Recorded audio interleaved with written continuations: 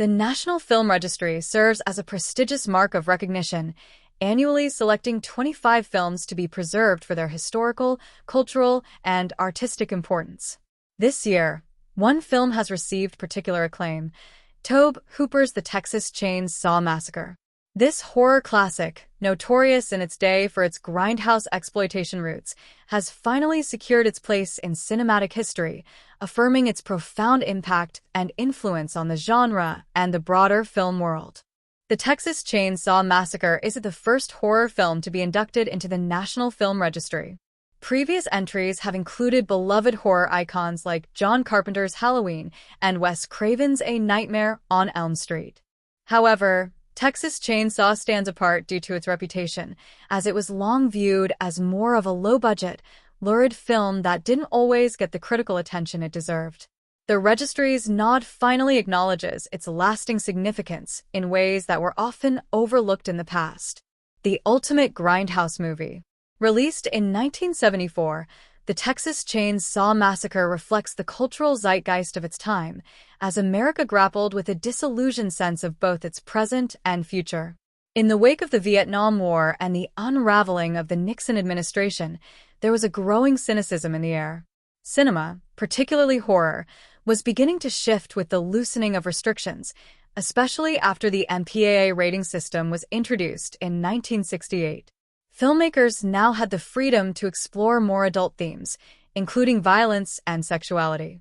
Hooper, working at the University of Texas during this era, drew inspiration from the social and political environment surrounding him.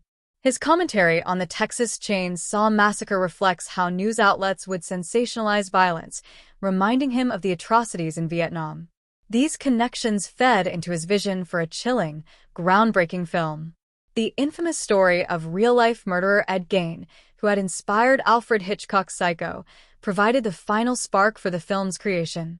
Along with co-writer Kim Henkel, Hooper constructed a nightmarish narrative set in the desolate Texas countryside, where a group of teenagers encounter a savage family of cannibals. At the center of this deranged family is Leatherface, the masked man who wields a chainsaw. Though the film was produced for a mere $140,000, it delivered an unflinching portrayal of humanity's darkest tendencies, with images that remain startling even 50 years later. Showing America's dark side. Upon its initial release, The Texas Chainsaw Massacre was met with a divided critical reception. While some praised the film's technical execution, many were appalled by what they perceived as excessive violence and depravity. Despite being rated X at first, a rating primarily given to adult films, it was later downgraded to an R, although its unsettling content meant that many theaters refused to screen it. Banned in several countries, it built a notorious reputation as a forbidden film.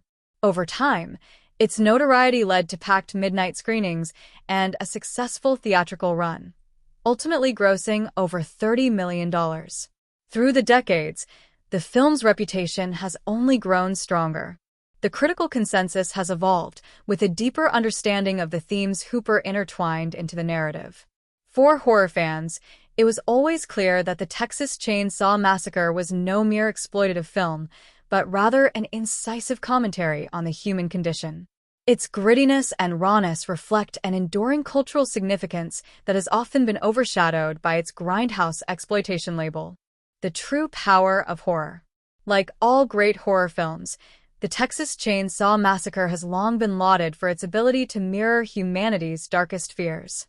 In the case of this film, it didn't just expose the macabre, it revealed America's deep-seated anxieties about the breakdown of traditional structures, loss of trust in authority, and the ever-present threat of violence.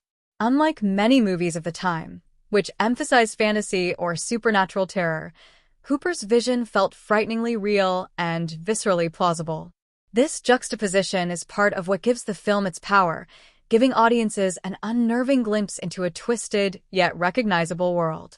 For years, the film's impact was felt largely within the horror genre, where its brutal visuals and shocking concepts were applauded.